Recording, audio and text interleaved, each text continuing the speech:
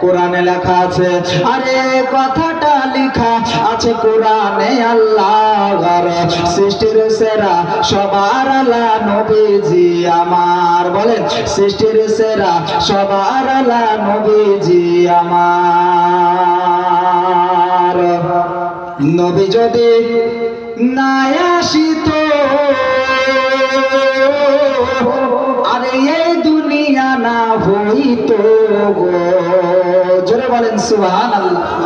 আরে নবী যদি না আসিত, আরে এই দুনিয়া না হইতো গো।